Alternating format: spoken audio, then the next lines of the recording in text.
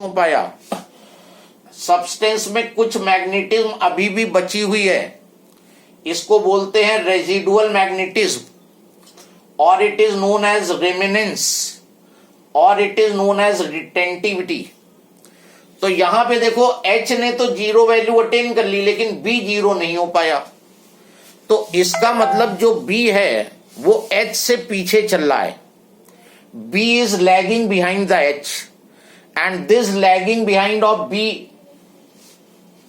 is known as hysteresis। अब आगे देखो, अब ये अपोजिट डायरेक्शन में करंट फ्लो करने लगी तो सब्सटेंस में मैग्नेटिज्म धीरे धीरे खत्म होती जाएगी और इस रिवर्स करंट पे इतनी रिवर्स मैग्नेटाइजिंग फील्ड जब अप्लाई की है तो सब्सटेंस कंप्लीटली डीमैग्नेटाइज हो गया, उसके अंदर बी की वैल्यू बिल्कुल जीरो हो गई। मतलब ये है कि अगर सब्सटेंस को कंप्लीटली डीमैग्नेटाइज करना है तो तुम्हें रिवर्स में मैग्नेटाइजिंग फील्ड अप्लाई करनी पड़ेगी और जितना ज्यादा रिवर्स मैग्नेटाइजिंग फील्ड अप्लाई करनी पड़े डीमैग्नेटाइज करने के लिए उतना सब्सटेंस को डीमैग्नेटाइज करना डिफिकल्ट होगा।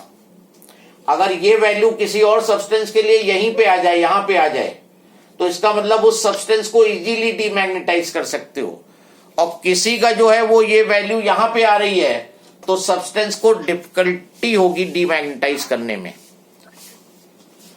फिर फर्दर आगे बढ़ोगे तो सब्सटेंस अपोजिट डायरेक्शन में मैग्नेटाइज होगा और फिर जब ये डिक्रीज होगा तो अपोजिट में डीमैग्नेटाइज होगा, और जब कंटिन्यू कर दोगे तो ये पूरा ग्राफ आएगा। इस ग्राफ को बोलते हैं हिस्टैरिसीस लूप, ये बनाने को आता है हिस्टैरिसीस लूप। पूरा 3-4 नंबर का क्वेश्चन होता है ये। Define hysteresis, draw the hysteresis loop, और उसमें कुछ पॉइंट्स मार्क करने होंगे, उनको मार्क करना होगा और उनको डिफाइन करना होगा।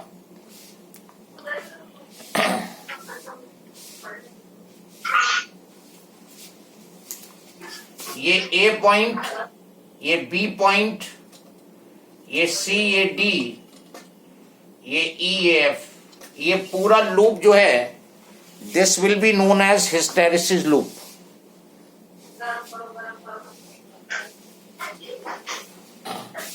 दिस वैल्यू, इसको बोलते हैं रिटेंटिविटी। रिटेंटिविटी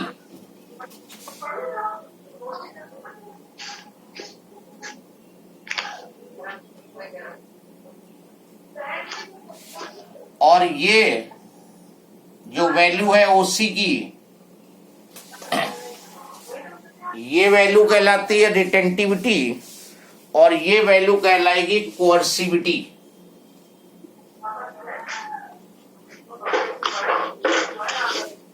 इसको बोलेंगे कोअर्सिविटी।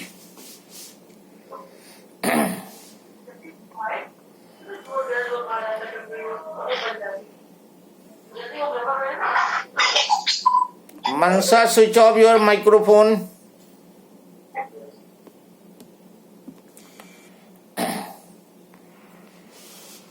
सो क्वेश्चन जो होगा इसमें बहुत इंपॉर्टेंट क्वेश्चन है ये। डिफाइन हिस्टैरिसीस,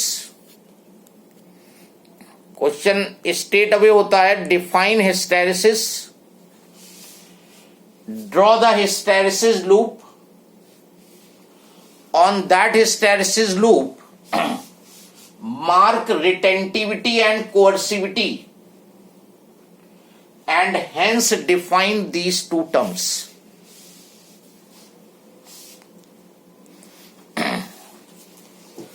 ये जो रिटेंटिविटी है, देखो ध्यान से देखो, रिटेंटिविटी ये चीज है क्या?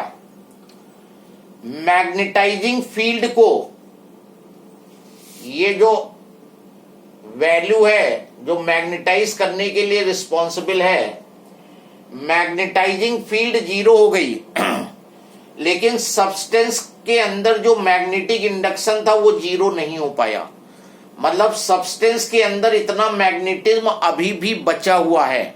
वो जो रेसिडुअल मैग्नेटिज्म है उसी को रिटेंटिविटी बोलते हैं। What is this coercivity? Coercivity क्या है?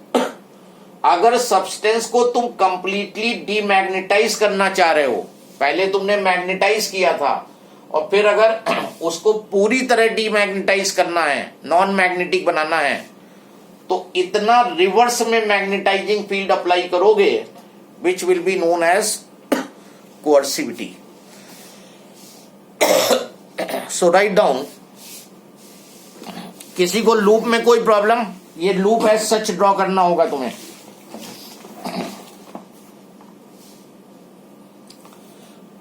रिटेंटिविटी लिख लो।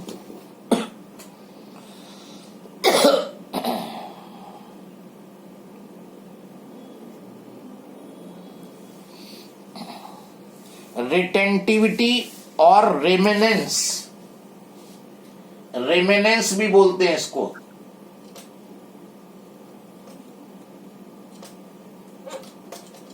रेमेनेंस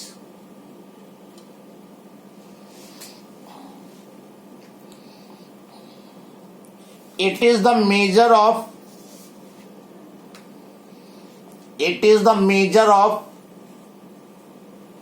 magnetization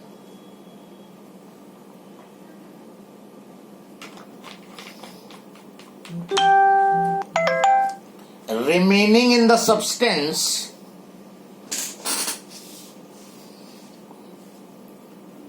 the measure of magnetization, bracket में लिख लो, और मैग्नेटिक इंडक्शन बी भी कह सकते हो। मैग्नेटाइजेशन और ब्रैकेट में लिख लो magnetic induction, bracket close, remaining in the substance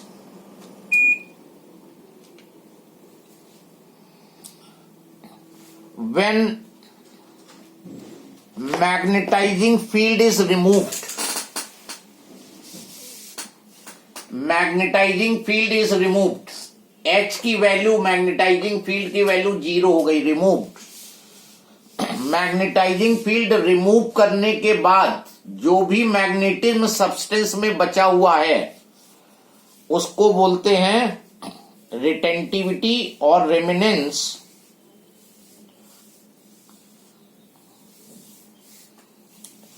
it is also known as residual magnetism. इसको रेजिडुअल मैग्नेटिज्म भी बोलते हैं। जितना बचा हुआ है residual magnetism.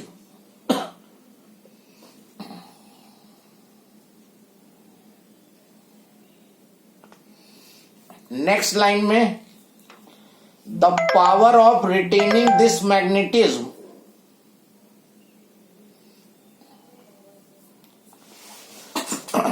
the power of retaining RETAING, retaining this magnetism is called retentivity। इस तरह भी कह सकते हो। मतलब सीधा सा है, मैग्नेटाइजिंग फील्ड जीरो कर दी तुमने, फिर भी जो मैग्नेटिज्म उसके अंदर बचा रह गया। दूसरी डेफिनेशन जो बोलते हैं, पूछते हैं, कोअर्सिविटी। कोअर्सिविटी और कोअर्सिव फोर्स भी बोलते हैं इसको। Coercive force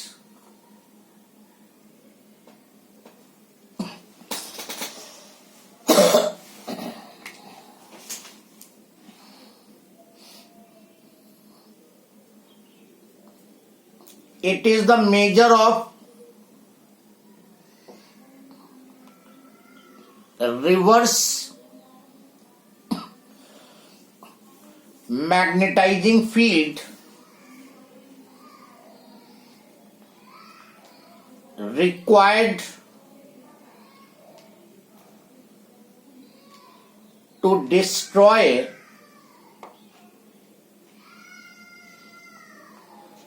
the residual magnetism of the substance.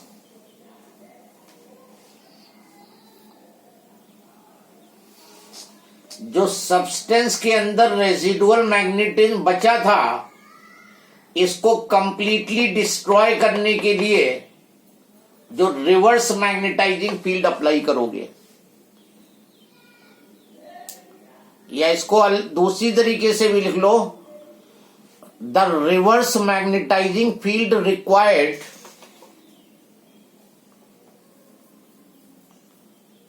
To completely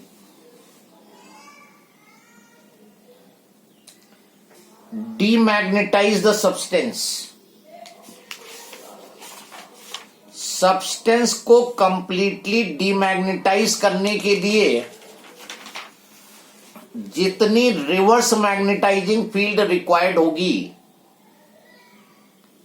वो कहलाएगा कोर्सिव फोर्स और कोर्सिविटी।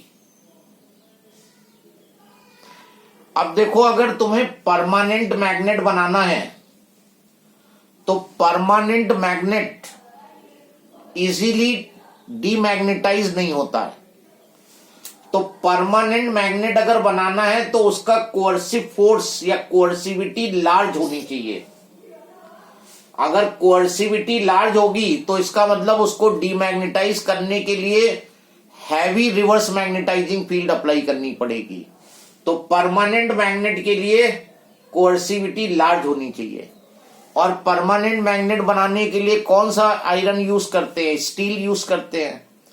तो स्टील की कोर्सिविटी लार्ज होगी और सॉफ्ट आयरन की कोर्सिविटी स्मॉल होगी। सॉफ्ट आयरन टेम्परेरी मैग्नेट के लिए और स्टील जो है वो परमानेंट मैग्नेट के लिए। इसी में अगला पॉइंट लिखो,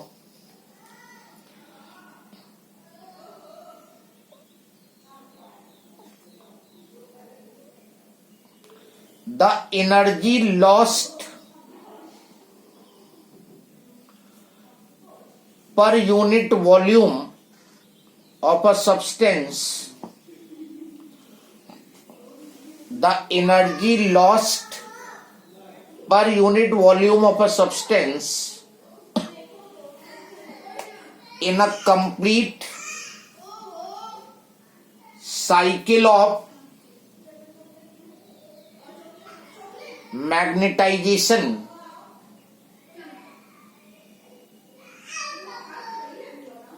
is equal to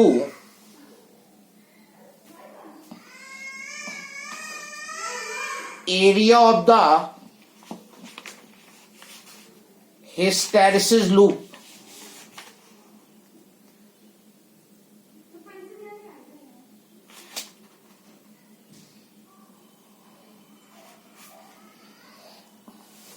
ये जो हिस्टेरेसिस लूप का एरिया डिटरमिन करोगे वो तुम्हें क्या देगा?